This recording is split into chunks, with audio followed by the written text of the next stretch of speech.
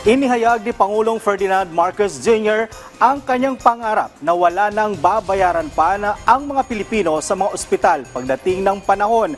Ayon sa Pangulo, mangyayari ito kapag mapabuti pa ang ekonomiya ng bansa.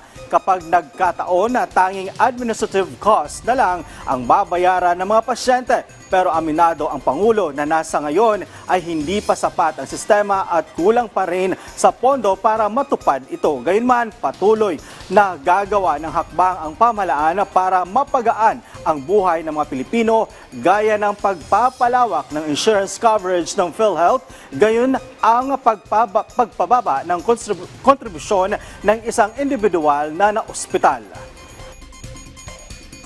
At kung tayo'y magawa natin, pag naayos natin ang ating ekonomiya na mabuti at kaya na natin, ay kaya naman siguro natin, wala nang kontribusyon ng pasyente. Bigyan na lang natin ng siguro yung kagaya sa ibang lugar na nakikita ko, na nasubukan ko, administrative cost lang. Wala yun, mga 100 piso yun. Tama na yun. Yun lang ang siguro na ibigay nila. Yun lang, that is the aspiration.